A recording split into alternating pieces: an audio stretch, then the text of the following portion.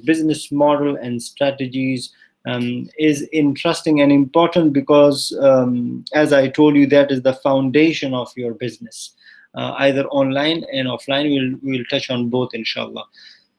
What is a business model? Two definitions given, very nice definition. A business model describes how the business will sustain itself and how will it generate revenues. We are talking about business model. The term business is there, and business, when we say business, the basic definition of business I already gave you is a profit generation. Make sure that your business model your business model includes ingredients of revenue generation. This is the key term here, revenue generation.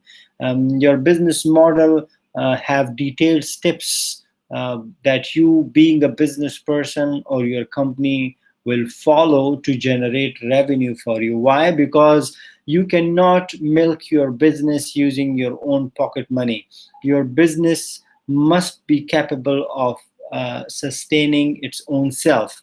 If your business cannot sustain its own self, it will not last longer. So you have to find out mechanism through which you can generate revenue from your business, which is sustainable.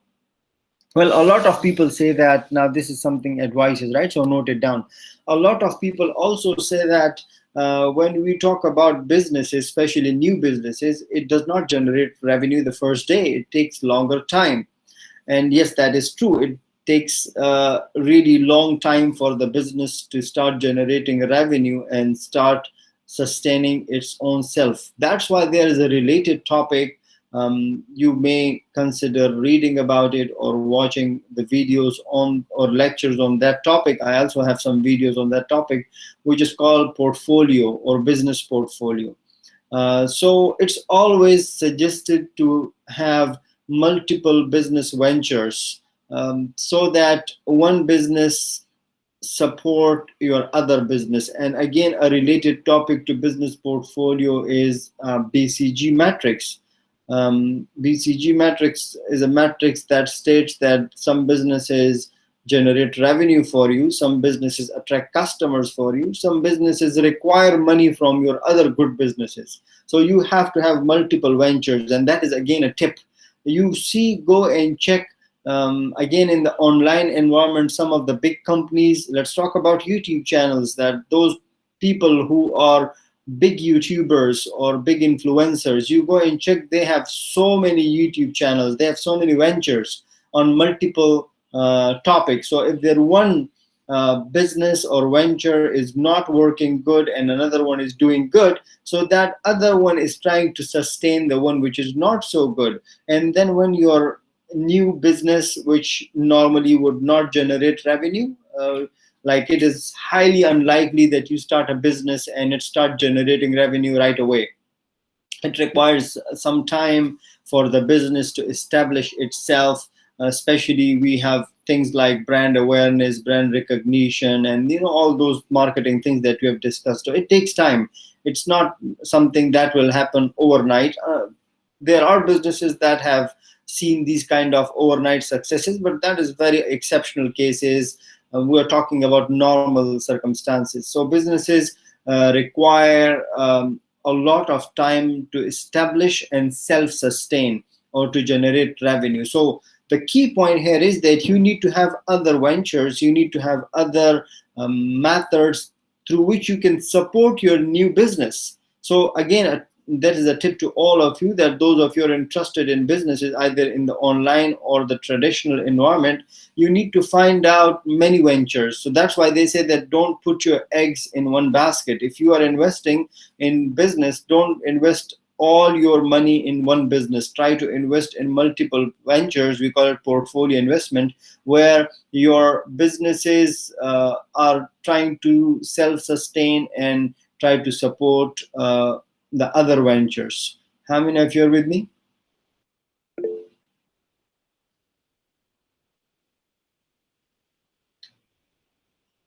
Senan, are you there?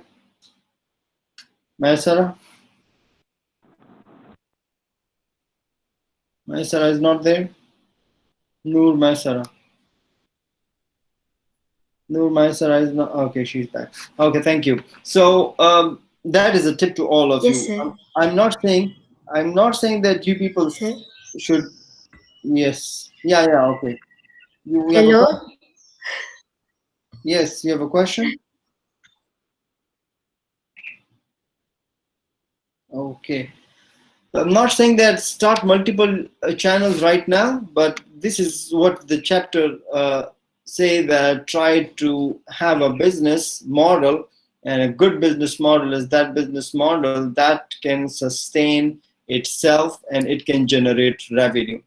Another definition says that a business model are the set of assumptions about how major business activities will be carried out. How business activities will be carried out. Then how are you going to do certain things? Do you have a plan of doing activities in your business? You have to write it down, you have to note it down, and you have to follow it. So these are the two very nice definition of business model. The business model is a model that describes, that explains how will you generate revenue to sustain the business, and then uh, how would you generate, or the set of activities that would be carried out. Some other definitions are there, like the ingredients of the definitions are there. A good business model will have the elements. What type of elements? It will have organizational goals. You have to understand what objectives or goals your organizations have. The set of strategies. Strategies again are divided into two main types of strategies that we are talking about, and both of them are important. You need to have both of them. Which one are they? The first one is called, you already know them. The first one is called, which one? What strategies? Or what plans? We call it tactical plans and strategic plans. So tactical and strategic plans are very, very important, because both the plans will help you achieve your objectives or your goals. So these are very much related. Normally the plans or the strategies are designed to achieve your organizational goals. That's how it works. So you have to design your strategies. That is what business plans have. The business models have. The business model have organizational goals, the set of goals and objectives that you want to have. And of course, these has other things as well, your organizational mission and vision and so on. But all those are summed up into organizational goals. Then the strategies, how to achieve those goals. Then the processes, we call it business process. I explained it many, many times to you. The business processes are the set of processes. We also call it business processes, are the set of processes that your business have to follow, or the set of activities. Let me take you back to the previous slide. You see that the previous slide says that business activities will be carried out, which I highlighted, is the same business processes that we are talking about here. Then the technology that you'll be using, and depending on the business that you have, the different business have different technological structure or infrastructure, and you have to understand and you have to write it down and you have to note it down, that what type of technology your business will be using and what is your business structure. So we're talking about business hierarchy or the organization structure in simple words. So organization structure, and of course there's a management topic. I would suggest you people read more about the organization structures or the business structures as well. So you can see that this is even a more detailed definition of business model. What is a business model? Business model is a model that describes or that explains organizational goals, strategies, processes, technology that would be used, and the organizational structure. Further, what are the elements we are discussing? In a business model, you have to find out how would your business create value for the customer. What will you do that you can create value? And that is a very important thing. Whatever business you are doing, whatever it is, online or offline business, if you don't know what value you are giving to the customers, you will not be able to sustain for a long time. So we cannot copy others. We can copy others, but you have to make sure that you do something different than what others are doing. And that is what we call value creation process. So if you don't know what value you are giving to the customers or how you will create that value for the customers, the chances are slim that your business will survive. So we also call it value creation process. What is a value creation process? Value creation process is here. I would like value creation here to make it simple for you. So we call it value creation. So value creation for customers is very, very important, because if you do not create value for customers, why will the customers come to you? Why would the customers spend their time and energy and resources on your company? The customers would only spend their resources on your company, or the customers would only do business with you if they see some value in your product or services for them. If they don't see any value, they would normally not buy your product. And then you also have to define how will you successfully compete in the market. And of course, this is a very detailed topic. In fact, it's a complete chapter, and the chapter is where we have other topics related to that as well, but the chapter will be related to, for example, segmentation and targeting. So segmentation and targeting will help you find out how will you successfully compete in the market. So we're talking about market, we're talking about segmentation and targeting. How would you compete in the market that you are planning to serve? Your in simple words, your business model will explain the value proposition. How many of you know what is value proposition? Value proposition. Anyone? Yes? Sir, it's like the value that you are providing the customer. Yes, it's the okay. Anybody else? Value offering. Okay, correct. It's a value offering, or the value that you're providing to the customer, or to make it more appropriate, it's the promise that you make to the customer that the product will give you this value. So it's a promise. It's your commitment to the customers that my product or service will give you certain value for them. So that is what we call value proposition. It should be clearly defined. You should already know. If you have a company and you don't know, just like I told here, see, creation of value. If you don't know what value will you give to the customers, which means that if you don't know your value proposition, you would not be able to do something, which is another very important and related topic, which was also here as well. We call it what? We call it competitive advantage. So you would not be able to have competitive advantage. How can you have competitive advantage? If you know your value proposition, and especially if your value proposition is designed in such a way which is different than the rest of the companies selling the same product. Okay, it also, as we discussed in the last definition as well, that your business model will have clear definition of the methods through which your company will generate revenue. What are the sources through which you will generate revenue? What are the different sources of revenue generation? Because if you know the sources of revenue generation, your business should be able to self-sustain. And again, when I explained a few minutes ago that the source is term in technical words, in technical terms, the sources could be translated as portfolio, or more specifically, business portfolio. So when you have your business portfolio, which are the sources of the revenue generation, it will lead to business sustainability, which means that you would be able to sustain that business. Then, of course, revenue generation doesn't come for free. It requires your efforts. It requires some investment from you, and we call it costs. So that's why it is a plural, that it requires so many costs. And I just told you that the source is means business portfolio, which means that other businesses will help you support your new business. So those other businesses would not run by itself. You have to spend some resources on it. You have to invest some resources there, and that is what we are referring to costs here. So the revenue would not be generated just like that.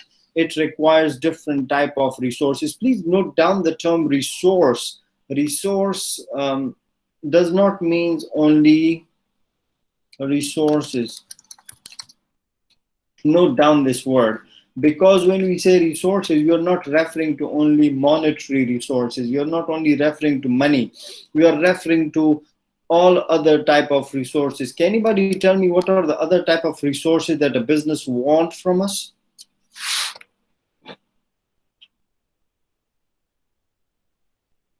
Mm-hmm. Apart from money, what other resources do we give to the business? Do we invest in the business? Time and effort. Sorry, can you come closer to the microphone?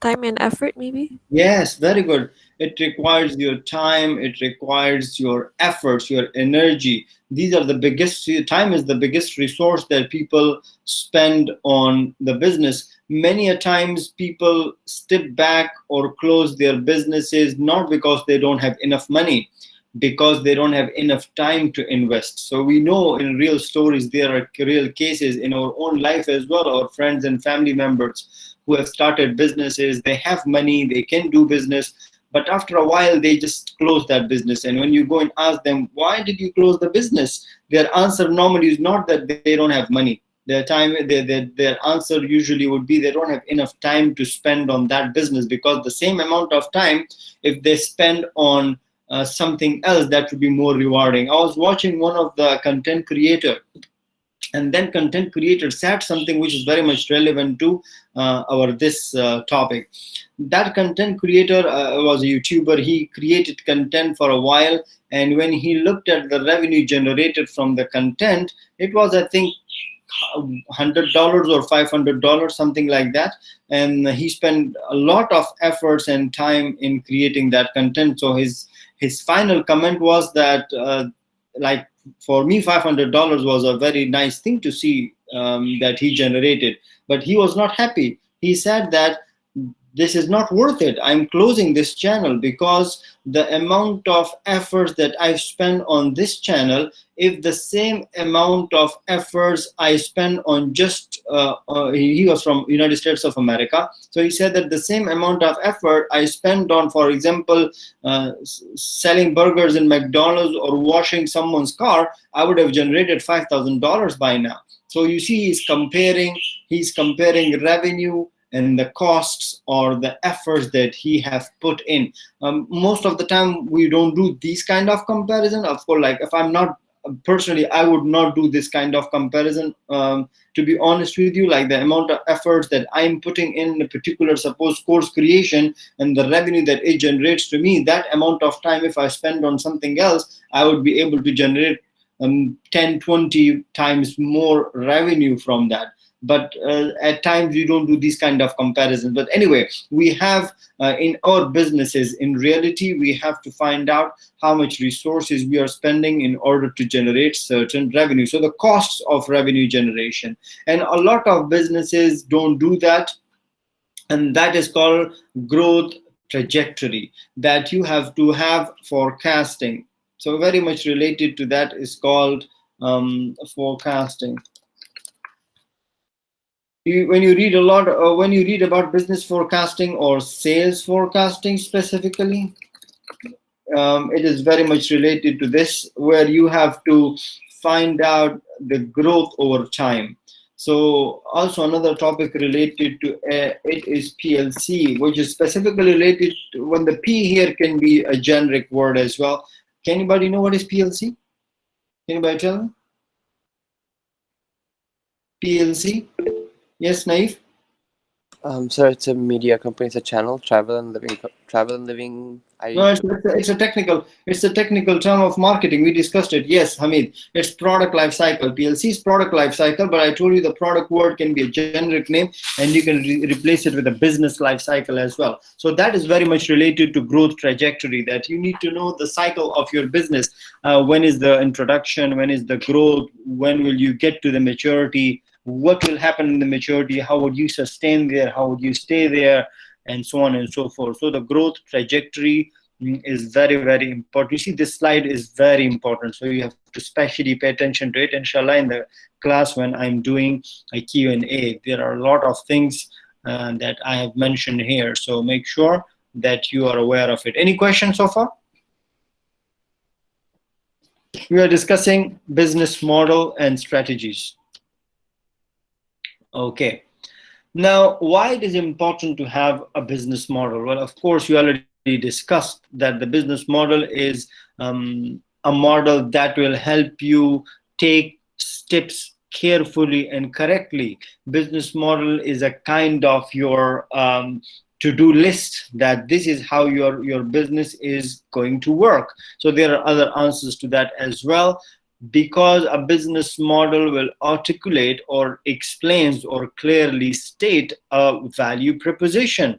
If you know about your value proposition, if you know about what you can give to the customers that others cannot give, you would be able to stay in line with that. You'd be able to capitalize on that. You'd be able to spend resources on that and ensure that you give you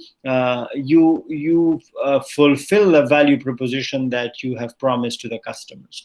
Then identify the market segment to be targeted. We already highlighted that in the last topic, market segmentation and targeting. It's already written here, market segmentation and targeting. Now, market segmentation and targeting itself is a detailed topic, and I believe that all of you have studied that. Those of you who are my student, I'm sure that you have studied it. But those of you who have not studied marketing basics or marketing principles with me, I hope that you have studied it. If you have not studied it, please refer to some of my videos or courses. You will find out in more detail. But in simple words, market segmentation is when you have a bigger market, you don't need to, or you don't have to serve the whole market, the total market. You just have to be efficient. And how to be efficient and effective? You take the whole market and you divide the market based on homogeneity, based on similarity in the market. And there are many bases for market segmentation as well. Who can tell me the basis for market segmentation that I explained? Raise your hand. Who can tell me the basis for market segmentation? How many of you are with me? Raise your hand.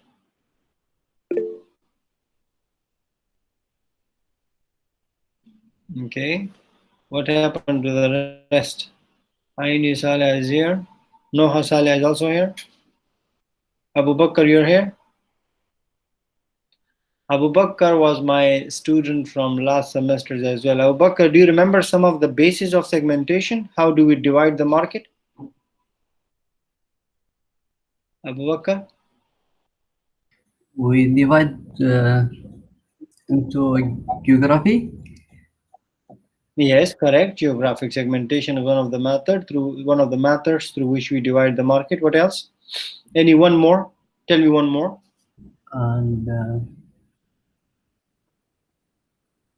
so we divide the market based on geography. What else? Wow, Noor Masara is very excited, and as you can see that she have already explained in the chat.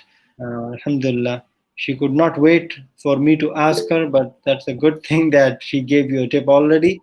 That is Abu Bakr. We have geographic, we have demographic, we have psychographic, and we have behavior segmentation. Now, who will tell me that behavioral segmentation are divided into two? I normally don't teach behavioral segmentation. Rather, I teach two separate type of segmentation. Who will tell me that? So we have geographic, demographic, psychographic, and to others? Come on. Those of you are my students, they should know it. The others should also know it because it comes under behavioral segmentation, but it is a separate type of segmentation.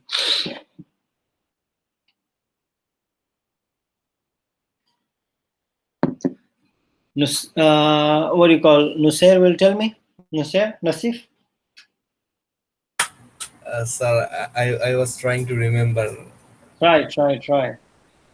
It's very easy. Behavior segmentation is I normally divide into two.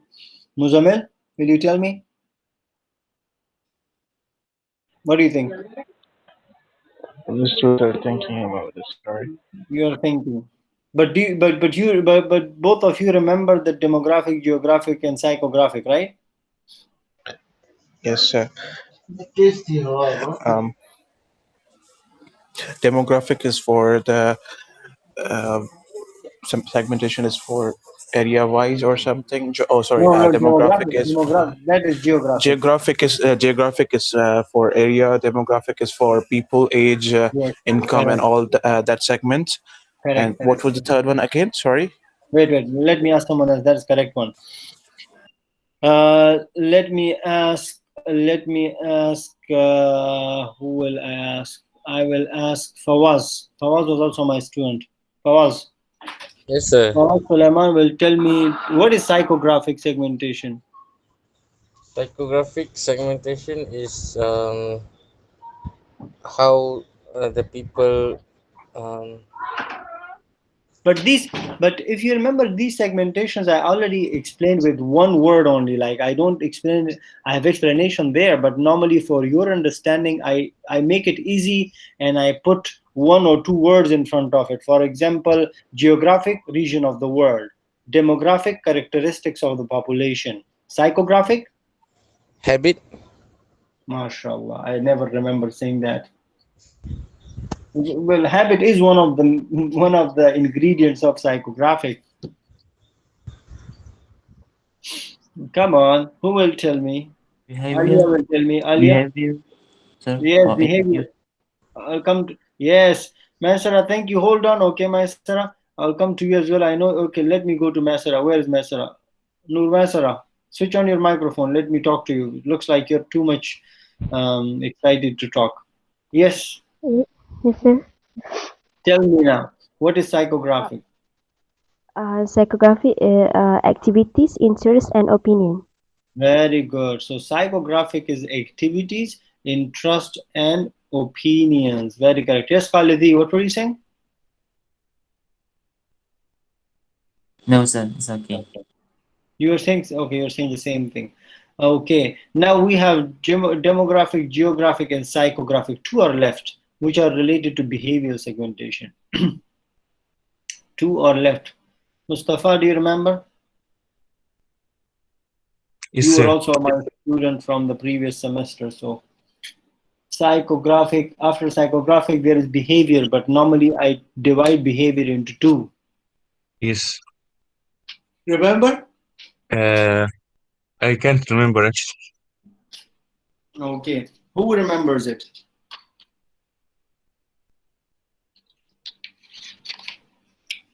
Who remembers it? I'll give them 5 ringgits. Anybody who give me the answer, I'll give them 5 ringgits. I'm just joking. I'm sure that now you people have started flipping your notes.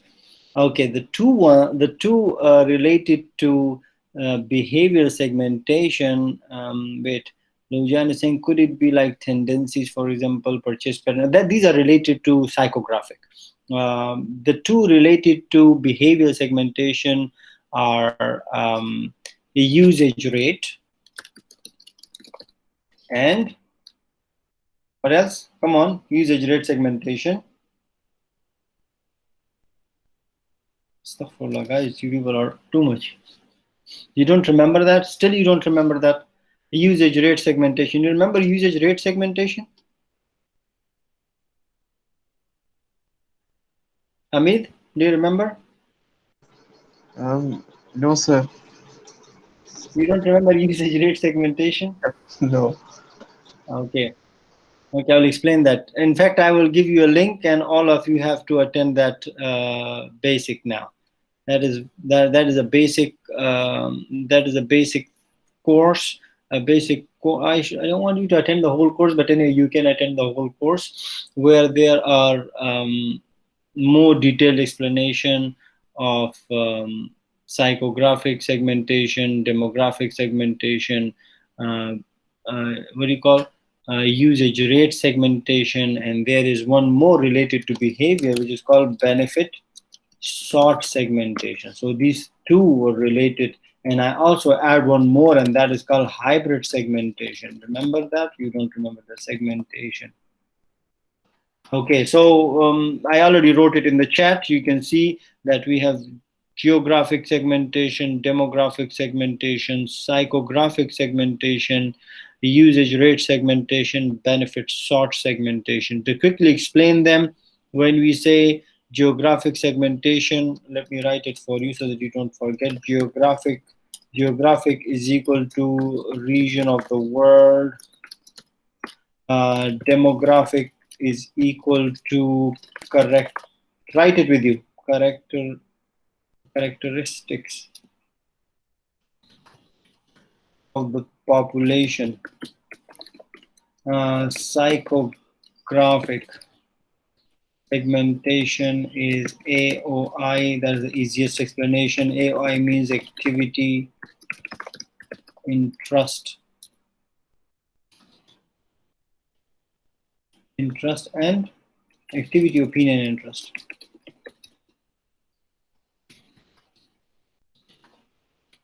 Then we have usage rate segmentation is equal to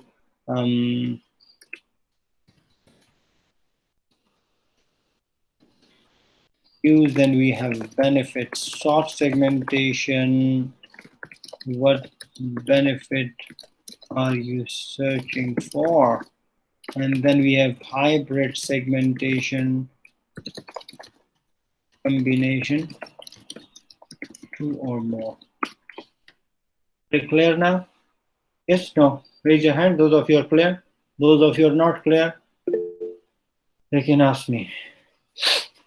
This is something that people should already know. Remember, when we one more tip that I want to give you, that the more you go up the ladder of marketing, like the advanced level of marketing, like after this maybe inshallah another marketing course or MSc marketing, you go to a higher level. It does not mean that you forget the previous things, because if you forget the previous things, you would not be able to understand the topics firmly or correctly. So make sure that you are aware of the previous topics as well. Now in the segmentation, if there is any question, you can ask me quickly, or you can refer to my videos on the segmentation. I have a complete basic course on that. It's, I think, free available. So just go and attend that course for free. These topics will be covered there.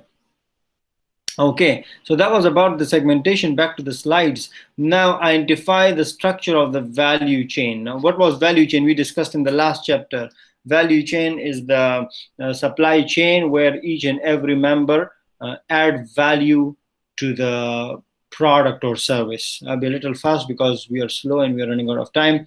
Estimate the cost of the structure. This structure, they're talking about the value chain structure and the potential profit. So we're talking about the cost of the structure, the cost of the value chain structure,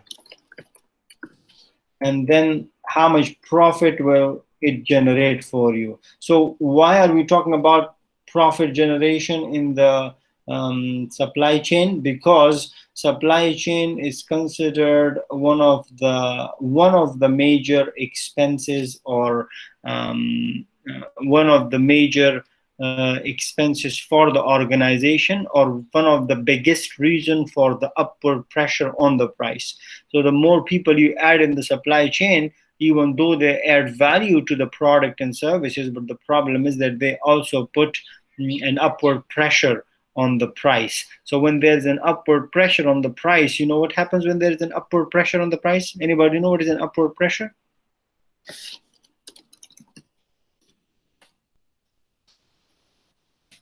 Upward pressure on price means that the price goes up.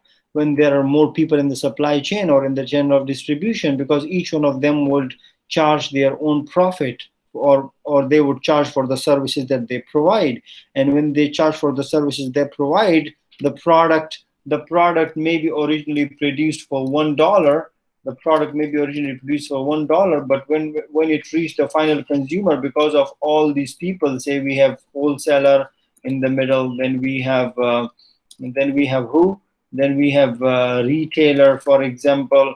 Then the ultimate product that the customer get may be for $4 or $5, depending on how much they charge. So $1 is the cost of production, then $1 is by the wholesaler profit and services, then $1 is by the retailer profit and service. Eventually you get the product for $3 to $4. Now there's an upward pressure. What if I remove one person? What if I remove the wholesaler? If I remove the wholesaler, the price will come down to $2, and that will generate more profit for me. How would a lower price generate more profit for me? Can we discuss this? How would a lower price generate more profit? More quantity. Okay, correct, more quantity, but what does it mean, more quantity? More Production of the product sold. Normally, when the product is available in the market at a lower price, see, you have reduced the price from 4 to 2 because the value chain people have been removed. We also call it disintermediation. So the product price has reduced, and when the product price has reduced, the product becomes competitive in the market. One of the major reasons that the people buy your product is because of the price. Majority of the world consumers are price conscious people, so they want the product to be at a lower price compared to the competitor. So if you reduce the price of the product compared to the competitor, which means that a lot of people will buy your product, eventually you will generate more revenue and more profit. If you look at the write-up that I've done here, the original product is produced at $1, so which means that you can sell the product something above $1, say 1.5, which means that 50 cents are already the profit for you. But selling it at $4, you're not generating revenue, because these are the remaining $2 to $3 are the charges of the wholesalers or the retailers or the supply chain. So that does not give anything to you. That is a problem. It doesn't generate revenue for you. Of course, you cannot ignore the benefits that they give you. You cannot ignore the value that they put in the product or the process. But just imaginary, think hypothetically that if they were not there, you'd be able to sell the product at what price? You'd be able to sell the product at 1.5, and you're already earning 50 cents, which is half of the price of the product, which is a big, just hypothetically, it's a lot of profit that you're generating. And a lot of people will buy, because instead of selling the product at $4, you're selling the product at 1.5, which means there's a big competitive edge there. So you have to do all this calculation, the cost structure, and make sure that it generates the profit for you. What happened?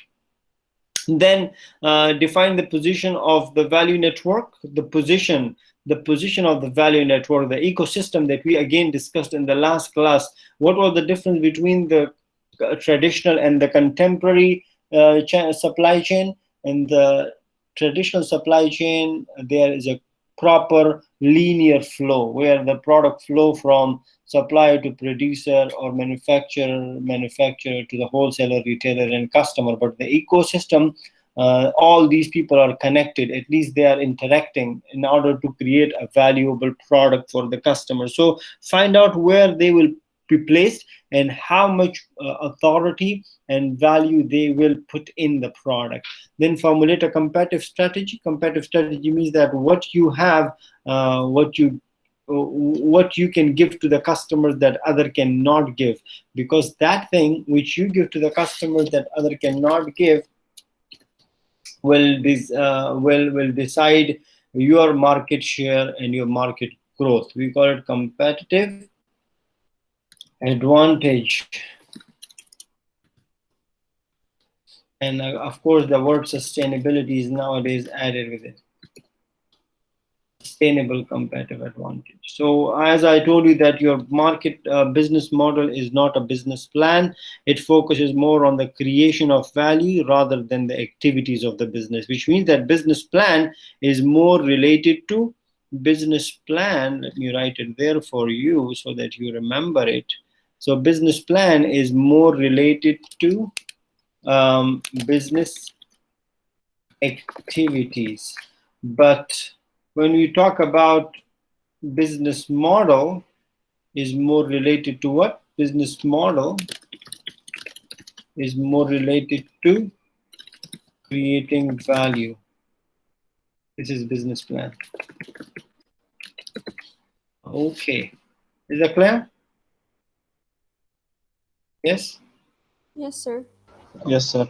Now, they've given an example of a company, Amazon, which is not a new company. All of us are aware of the company Amazon, which was founded in 1995, originally as a bookseller, a bookstore, or a book retailer. But within 5 years, they started shelving all the products that we can think of by giving third-party sellers a platform. In 2002, they started web services. Then 2006, they started Amazon. 2007, their famous Kindle. 2012, they started investing in robotics or drones. In 2014, they have started working in artificial intelligence and AR. And what are they doing now? Anybody are aware of it? What is Amazon up to? I shared a video of Amazon last week. I mean, if you watched that video, raise your hand. 3 people in the class, 4 people in the class, 5, 6, 7. Okay, now all of you hopefully have seen it. Make sure that you go and watch the video. You will see that what is Amazon up to. Very much relevant video to this topic. Amazon is going further in investment of investment of artificial intelligence and augmented reality and big data. Anybody else want to contribute and tell me what is Amazon up to these days? Sir, they already started doing deliveries by drone last year, 2020. Yes, they've started in 2018, if I'm not wrong. But in some countries they've started it, and most of the countries they are planning now to start in almost all the important companies. What else is Amazon up to? What do you think? Sir, they also have a video streaming site called Amazon Prime Video. Yeah, they started almost like 15 years ago. Amazon Prime started long ago. You know what are they are trying to introduce more more revolution in the supply chain. That's why we are discussing it here. What type of revolution are they we talk about? Apart from drones and apart from artificial intelligence, they are trying to introduce same-day delivery. So they have already started it, and plus they are moving also towards the Amazon store, physical brick and mortar store. But the brick and mortar store, I think it started in the United States already, and their brick and mortar store is very unique. How many of you have seen the Amazon brick and mortar store, the physical store? The Amazon physical store is very unique. What is the uniqueness in Amazon store is there is no employee there. So nobody works there. It's just a store. You just go inside using your Amazon app. You start scanning the products, and there is no cashier. There is no cash. There is no checkout counter. There is nothing. You just get the products, and they will already charge you. They already know that which product you picked or which product you scan, because it automatically is registered in your app. And this is what is it. So I will again check the video, that documentary, and I will share with you, and it will astonish you. Originally started like 2 years ago, I think, in Sweden, but now Amazon have also started that concept in the United States, and I think they call it Amazon Go, if I'm not wrong. I'll confirm it, but it is, I think, Amazon Go, where the Amazon is have started a store, a physical store, where people can buy Amazon products, but it is completely automated store. So these are the amazing things in the word next. Okay. How does Amazon manage the complex business model? First and foremost, and that is my study of PhD, and that is what I'm studying actually in different industries as well. And I always come to the conclusion, and I always try to convince companies around the world, those who ask me, that on top of the list, you need to have customer satisfaction. If you satisfy the customers, if you manage to satisfy the customers, you will see that your company will grow. If you do not satisfy the customers, your company sooner or later have to change or close. Another thing is continuous innovation. Again, referring back to what I said in the beginning when I was explaining your YouTube channel to you, that you continuously innovate, you continuously change, you improve your work, you ask customers and you listen to the customers. And innovation is brought up. And what type of innovations are we talking about in terms of content creators? If you look from the last 10 years, you see that the content creators have also changed a lot, from normal video shooting to more professional video shooting, then to drone footages, then again coming back to the old methods. So it's a cyclical process, but these are the innovation that is coming in. Inclusion of technology. This is about the Amazon, but it is a key. These are the key things that we can also use in our business. You cannot deny the importance of technology. Make sure that you incorporate technology and make sure that technology becomes your competitive edge. So you don't use technology. Everybody uses technology in the companies nowadays, but you use technology in such a way that it becomes your competitive edge. I remember a couple of years ago, one of my friends had a Facebook store.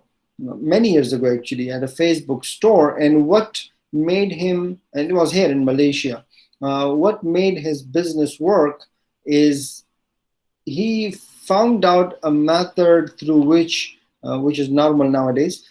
He found out a method through which his customers will get listings and replies through a chat bot.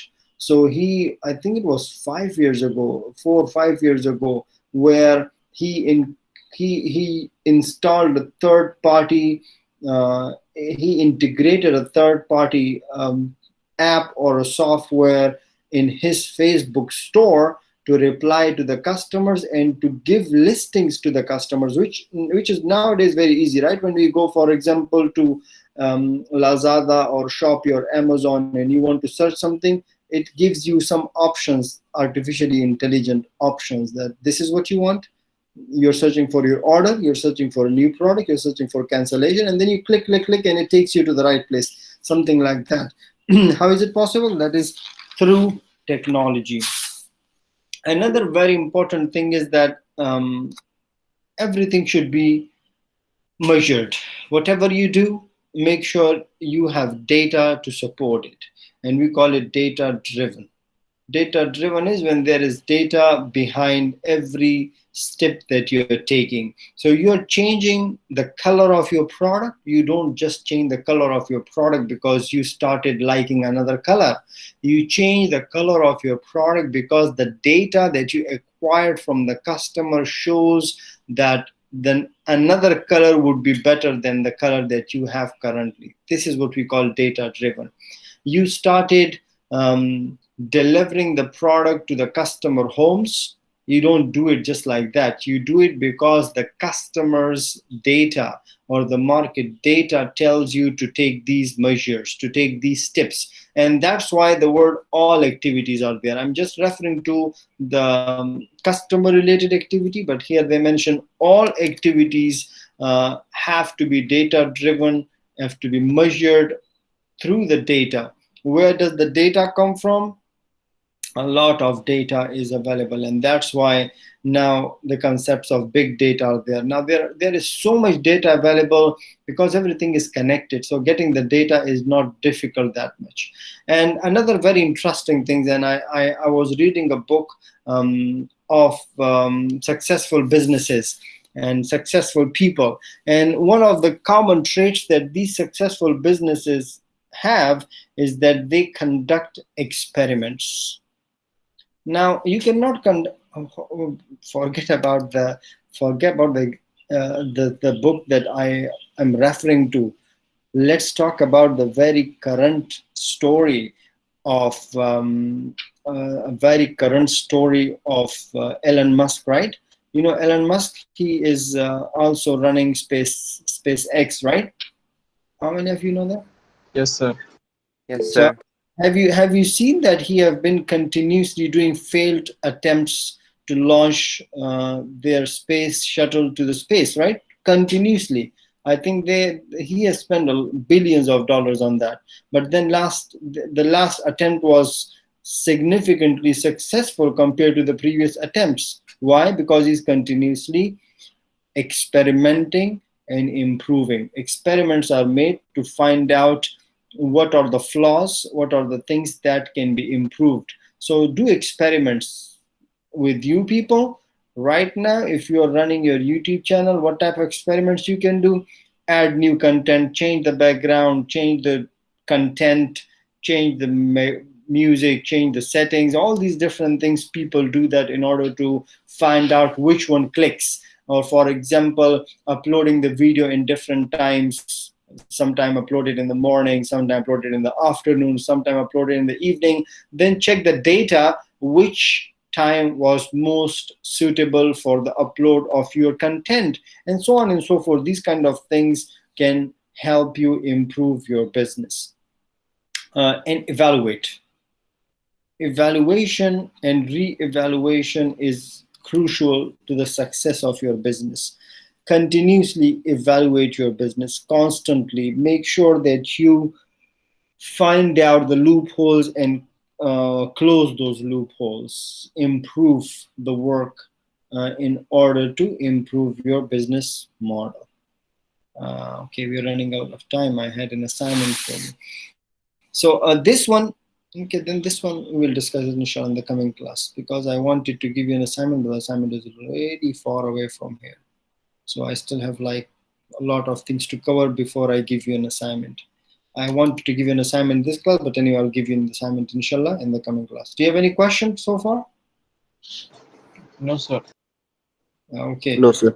So this was about the starting of our chapter. Hopefully we'll cover it in the coming class, inshallah, if we can. Yes, Abu Bakr said the Amazon Ghost Store started in 2016. Yes, thank you, Abu Bakr. I'll try to find out the video and share with you. It's an amazing store. Let me take your attendance.